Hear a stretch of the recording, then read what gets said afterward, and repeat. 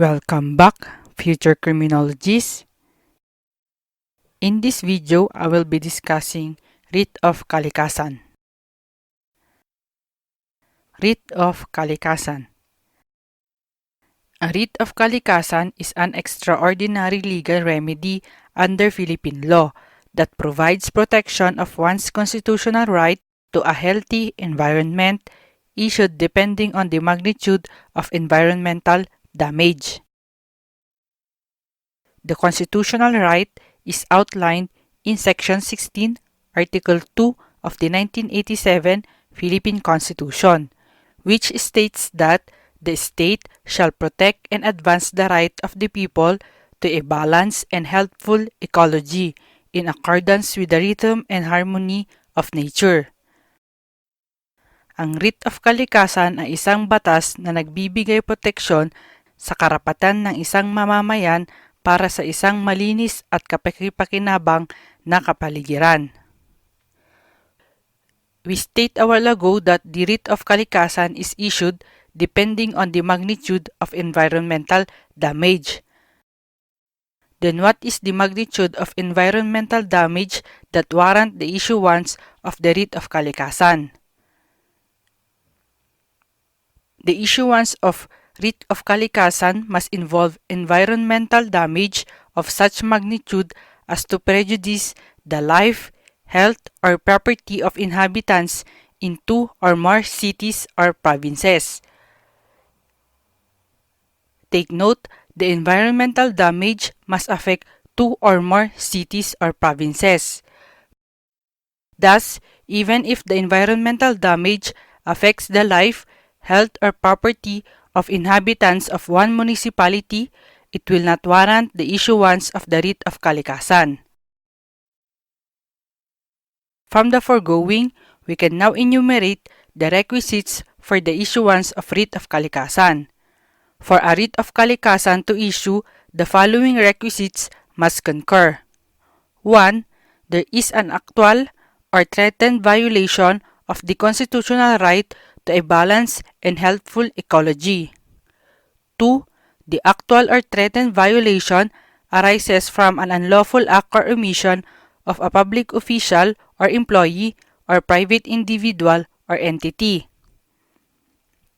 And 3. The actual or threatened violation involves or will lead to an environmental damage of such magnitude as to prejudice the life, health, or property of inhabitants in two or more cities or provinces. Court which has jurisdiction over issuance of Writ of Kalikasan. The verified petition should be filed with the Supreme Court or with the Court of Appeals.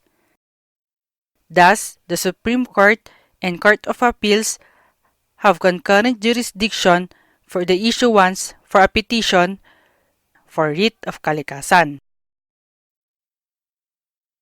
Persons who may file a petition for a Writ of Kalikasan. 1. Natural or juridical person. 2. Entity authorized by law. Or 3. People's organization, non-governmental organization, or any public interest group accredited by or registered with the government agency. Note that the petition must be on behalf of persons whose constitutional right to a balanced and healthful ecology is violated or threatened with violation. Persons against whom a petition for a Writ of Kalikasan is filed. 1. The government, as represented by a public official or employee. Or 2. A private individual or entity. What are the reliefs that may be granted under the writ? 1. Directing respondent to permanently cease and desist from committing acts or neglecting the performance of a duty in violation of environmental laws resulting in environmental destruction and damage. 2. Directing respondent to protect, preserve, rehabilitate, or restore the environment. 3.